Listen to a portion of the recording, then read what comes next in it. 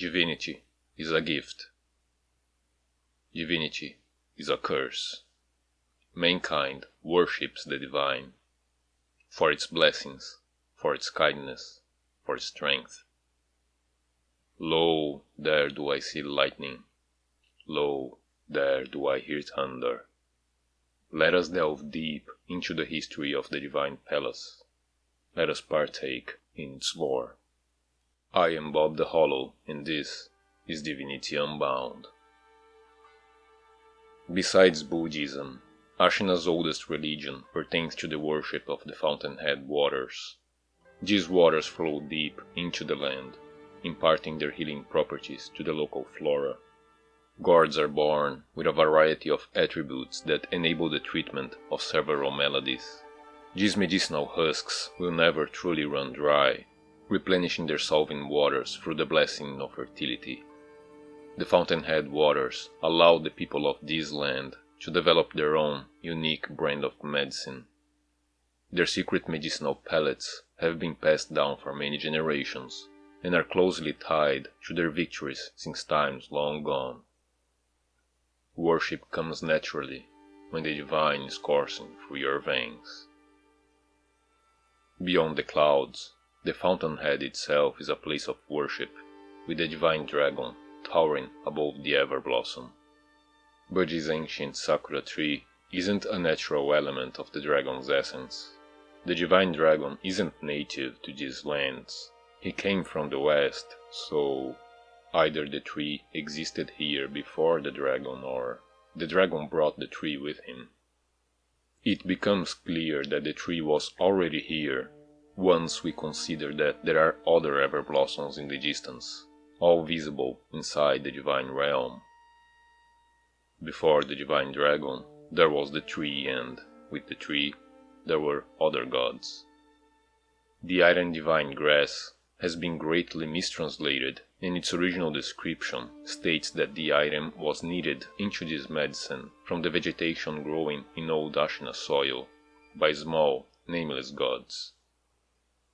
These, I believe, would have been the old dragons of the tree, who are referenced not only by this description, but also in Mibu Meno's architecture. The great carps as well seem to have been the object of worship, considering that Mibu village's main occupation is the gathering of their feed, this gathering being the main defining characteristic of the village, which they kept on doing despite being cut off from the palace and even after death. And the carps, being naturally immortal, would easily lend themselves to such deific status. By all accounts, there would have been peace, but a rambling came from distant lands. The prized divine grass ends its description by saying that those same small gods went into hiding after the arrival of the divine dragon. A usurpation had taken place. The Everblossom wasn't a natural element of the dragon's essence, but it is now. Towering above the divine realm, the dragon god plummeted from the skies and took root on the ancient sakura tree. Where the divine dragon goes, lightning follows. His arrival was not a peaceful one. The dragon and the tree became one, and he began draining the tree, feeding on its life force. This process is made visible by the withering of this Everblossom, the only withered Everblossom, which could be a result of Takeru taking one of its branches, the one that was used to recreate the Everblossom in Ashina Castle and that later died for losing one of its own branches. But since the tree blooms in the presence of the dragon, then its withering is more likely connected to the dragon from whom it became a host than to the branch that it had lost. The branch was Ashina's Everblossom's link to the divine realm, and without that connection, this small counterpart simply died. The dragon and the tree became one, and just as he draws energy from the tree transfers his energy to the fountainhead waters that flow from the divine realm. A process that has tainted those waters with the dragon's own essence, and that is exemplified by two instances. the ceremonial tantal, and the divine waters. The ceremonial tantal was originally used in a ritual offering to the dragon, in which one's own life force was converted into spiritual energy and set adrift on the fountainhead waters.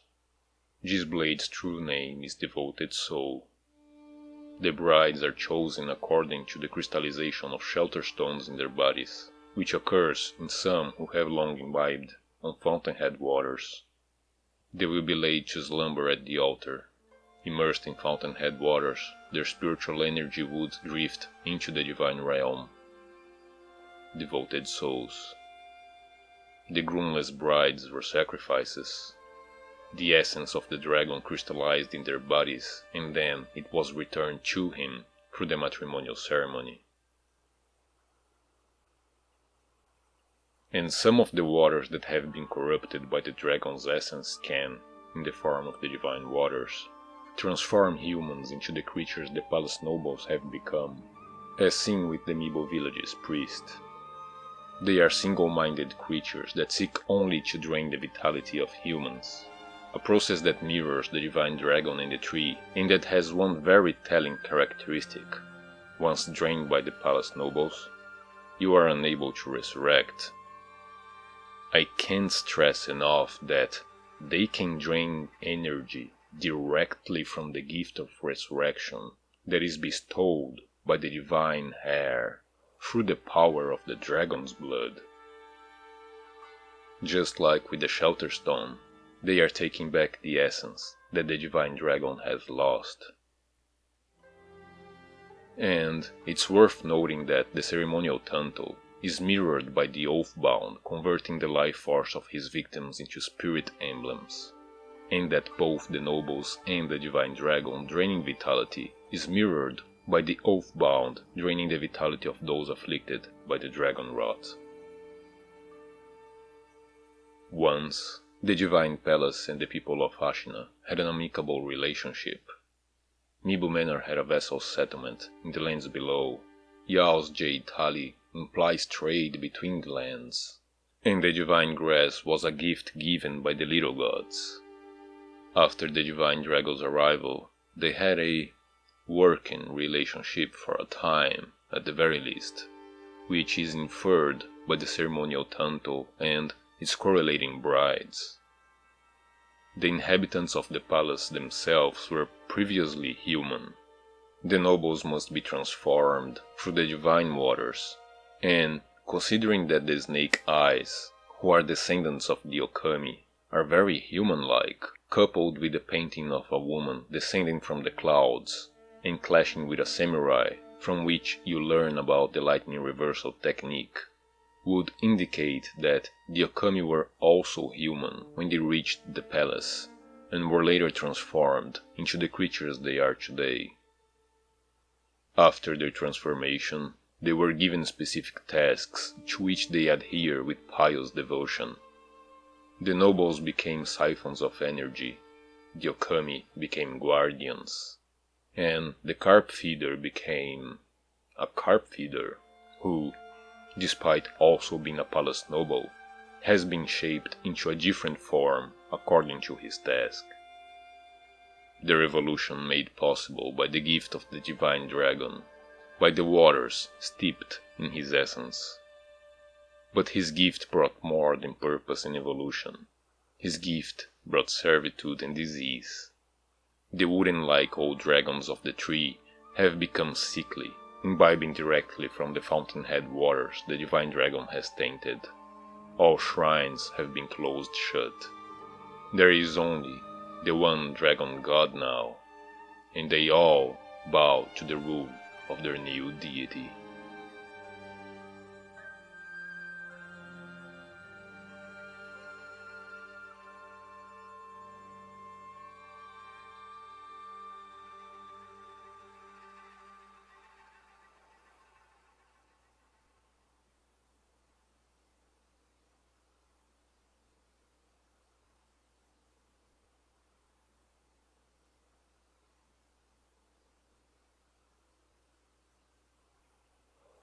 Among the denizens of the palace, there were a noble named Sekiro, and an Okami called Tomoe.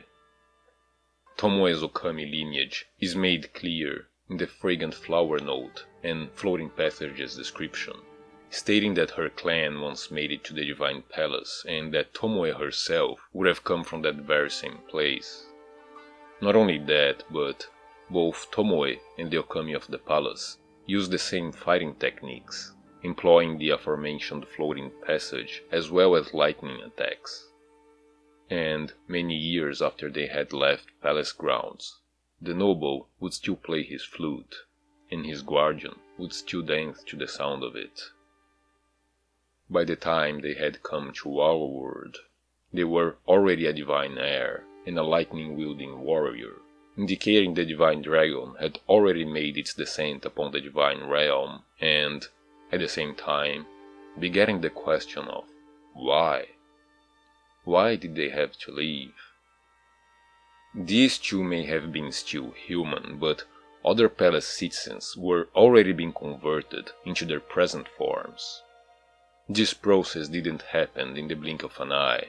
It must be carried through the divine waters and, judging by how the carp feeder had to be coerced into becoming a noble, this process wasn't immediately accepted by all who lived there.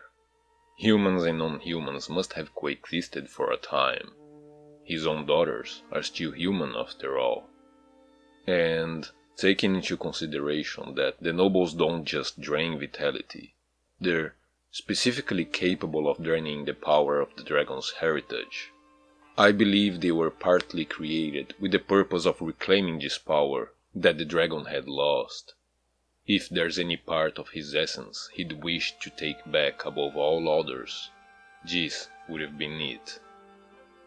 Survival drives much of the world's events. It is the driving force behind many of our decisions and desires. Survival drove Takeru away. The divine heir was on the run, fleeing for his life. Tomoe followed him, seeking to protect her ward. But she wasn't the only one. Tomoe's clan is said to have found their way into the palace, and also to have been repelled with the use of blue rust poison. But if they made their way to the palace out of their own volition, then, at that time, they weren't repelled, they simply left. So when exactly were they repelled? When have these Okami wars taken place? They happened afterwards. They happened after Takeru had left, when the Okami followed him into the world below. They happened when the divine dragon let loose his instruments of war, and they clashed against the world of man. But, as it is told in the stories of old, the Okami warriors were defeated. They were left stranded, roaming the forests like ghosts. The way back was shut. They wandered the land and eventually holed up in the cliffs that became the gun fort. Not all Okami were so fortunate, though, as the Dancing Dragon Mask's fragment, sold by the abandoned dungeon memorial mob, suggests a grim fate has befallen some of them. The remaining Okami of the palace were all transformed along the nobles. Those who have not been transformed are presumed dead. The heavy toll of worship is to pay the price for your god's divinity, be it the one dragon, or the one dragon's heir. But much has happened between these two events, Takeru leaving the palace and the end of the Okami Wars, and I would be remiss not to talk about this period. After Takeru and Tomoe made their new home in Ashina, Tomoe had a son, Genichiro. Being his mentor, it is only natural that he'd use floating passage and wield a bow in the manner of the Okami warriors, but mastering Tomoe's lightning is a different story. Wielding actual magical-like powers is beyond the scope of what regular people can do in this world. Being of her blood not only justifies his ability to summon lightning, but it also explains how he would have come in possession of the Black Mortal Blade, as she'd have passed it on to him. Pupil or not, the Blade of the Immortal is no mere trinket, and it wouldn't have been so freely given, but it could reasonably have been left as a family heirloom. Genichiro's bloodline also justifies why he'd be taken in by the Ashina as a family member, since the ties of mother and son are much stronger than those of mentor and pupil. Being Tomoe's pupil would justify him being taken in as a warrior, maybe a general, but not a grandson. Ishin probably refers to her as Genichiro's mentor, not just because he is no longer her son, being his grandson instead, but also because of Tomoe's eventual downfall.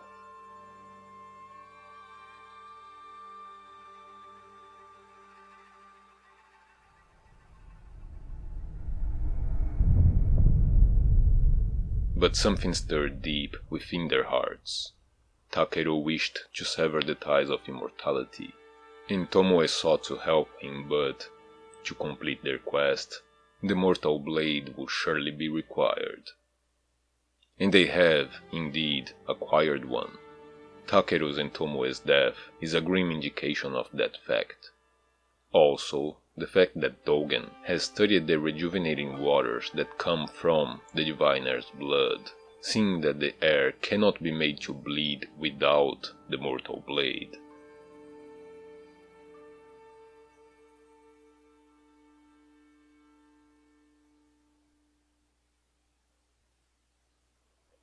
Tomoe's blade was Open Gate, the black blade inherited by Genichiro. She used the black blade to face the divine dragon, the black scars on his body, an eternal record of their fight. But without the crimson gracious gift of tears, dragon tears could not be drawn. She used the black blade to cut Takeru down, his grave, an eternal record of his passing. But without the dragon tears, immortality could not be severed. Think back to our final confrontation against Genichiro, to the moment when we get to see this blade with our own eyes. At the end of it, after being wounded by Genichiro, Kuro is also on the brink of dying. You can, in fact, use a mortal blade to kill a divine heir, but remember that Kuro doesn't want to die. He wants to sever immortality. He thinks the dragon's heritage is bad, not him. He would have died either way, but, one way or another, in whatever ending you might choose, immortality is truly undone. And this is where his path diverges from Takeru's, for, unlike Tomoe, his oath-bound has procured the dragon tears. Tomoe had taken Takeru's life, but without the tears, severance could not be achieved, and the power of the dragon's heritage lingered in our world, seeking a new host until it was eventually reborn in Kuro.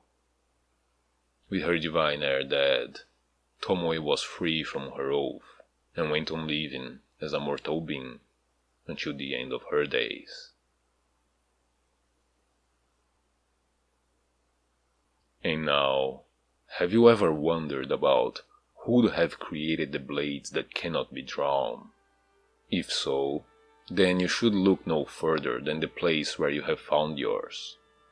The immortal monks of Sempo, former guardians of the Divine Palace, aren't just the keepers of the blade, they are its creators.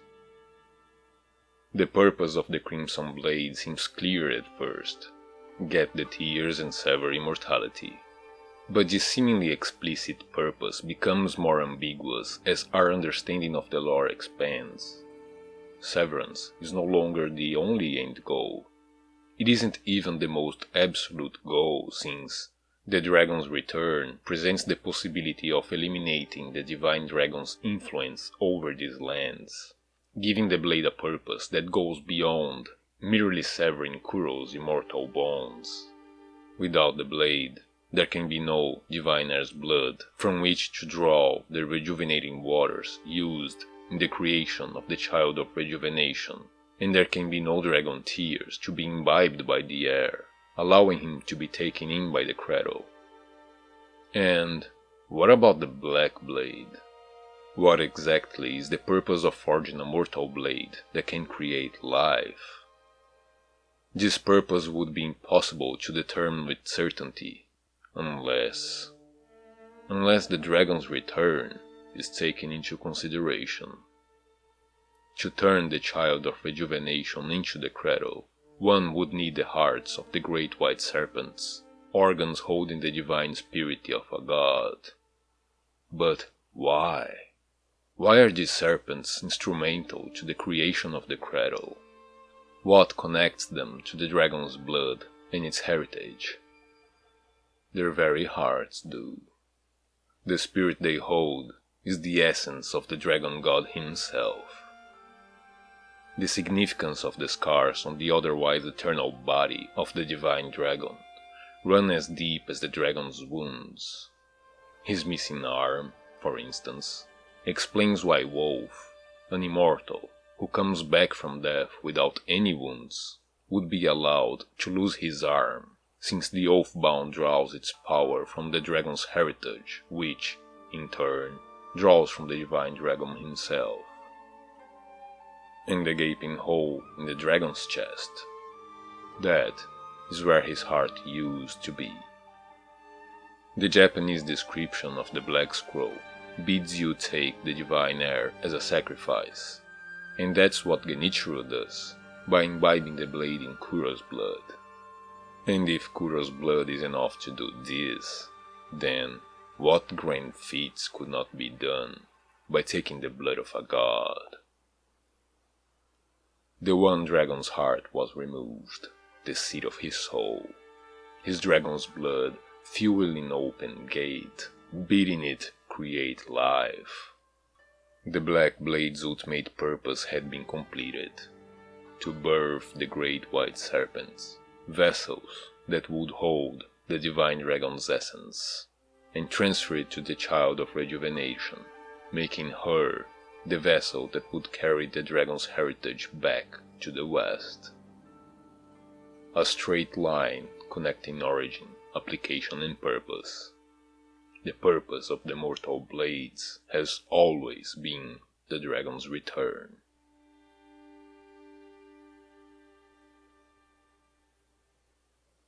And still regarding these great serpents, it's also worth mentioning the small palanquin in the sunken valley and the pieces of snakeskin that can be found throughout Ashina. The snakeskin seems inconclusive to me. They may indicate the serpent's life cycle, showing they'd hatch in regular-sized bodies before growing to titanic sizes. Or they might just belong to regular snakes and are used with religious purposes due to their perceived affinity with the great serpents that the people of Ashina have come to worship as gods. And the sacrifice made in the Sunken Valley is called a marriage, and seems to be derived from the ritual performed at the wedding cave, suggesting that the old customs of Mibo village have been transformed by time and enshrouded in myth. Once, the brides were offered as sacrifices to the dragon, and are now offered to the great serpents instead.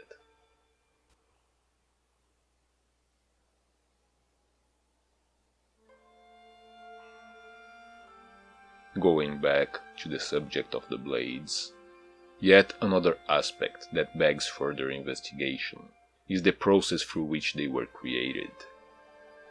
Even though the game seems to lack any hard evidence on this matter, there are a few in-game indications and a few logical conclusions that can be reached by expanding on the arguments I have presented so far. We should start by acknowledging that the elusive bell show sample is perfectly capable of creating magical artifacts, and the specific properties of the blades give us a direct connection to the power that would have allowed sample to create them: dragon's blood. The Crimson Blade is directly connected to the Divine Dragon, a fact that can be surmised by its unique ability to extract dragon tears. The Black Blade's ability to create life is fueled by the dragon's blood, and it can be linked to the power of resurrection granted by the dragon's heritage, a power given by the heir's own dragon's blood, and that manifests itself in the Oathbound. Since a mortal blade is needed in order to bleed the heir, then Tomoe's blood was used in the creation of Open Gate. And after she brought back the Divine Dragon's heart, its blood, intrinsically connected to the very essence of the dragon, was used to create the gracious gift of tears, granting the blade the power to tap into the essence of the dragon from which it was created. Takeru and Tomoe needed Senpou just as much as Senpou needed them. A covenant had been established. But Senpou aimed higher than mere severance, and they hid the Crimson Blade until a divine child of rejuvenation could be made into a cradle for Takeru's heritage. And I wonder if Tomoe felt betrayed by Senpou, waiting patiently while Takeru's coughs worsened. I wonder at what point they decided that they had waited enough. Eventually, even without the Crimson Blade and the Dragon's Tears, they decided it was time to end Takeru's life. Whatever may have ultimately motivated them, they carried out their mortal deed, and now only their graves remain. And after she had taken her ward's life, what became of Lady Tomoe? Isshin reminisces fondly about Tomoe, but he also says that she is the closest he ever came to death, implying they would have fought each other at some point. The Master Swordsman and the Lady of Lightning crossing blades. That must have been a sight to behold. In a different account, the old Tengu mentions having fought and killed a Shura once, which, I believe, is largely assumed to be a reference to the time when he cut off the sculptor's arm, but if Isshin killed a Shura, then why is the sculptor still alive? They believed the sculptor was on the verge of becoming Shura, yes, so much so that he cut his arm off. But not only do we know the sculptor had something entirely different simmering underneath his skin, the very assumption that Shura can reside in one's arm is very inaccurate, since we can become Shura, even though we have already lost our own arm. The game draws attention to our shared missing arms, even going as far as having the Divine Dragon himself share this feature, but this will only have you walking in circles. No, the sculptor was never really a Shura to begin with. As his own remnant states, he failed to become one. And there's still the fact that Isshin killed a Shura, while the sculptor still lives. So, who was the Shura that Isshin killed? Well, Wolf does become a Shura, doesn't he? And think about how Tomoe's techniques are all deemed heretical. The floating passage, the lightning of Tomoe. What could drive Isshin to engage in a life or death battle against her, if he cared about her so much? What could have tarnished her memory like this? It may sound like fables whenever they talk about Shura, but their fear of it is very much real. You can see it in their faces when they look upon this ghastly incarnation embodied by Wolf. Their fear is as real as its previous incarnation was. Tomoe was the Shura Isshin has fought. Whether it was guilt or bloodlust, She was driven into the arms of this avatar of destruction, and she was forever seared into their minds. Two Shuras, two wolf-bounds. Perhaps it's the corruption of dragon's blood. Perhaps it's the sweetly scented embrace of death that so intimately accompanies the duty of the wolf-bound. One way or another, Shura seems to follow on the footsteps of the dragon's heritage. The price of divinity, the heavy toll of worship, is often paid for in blood.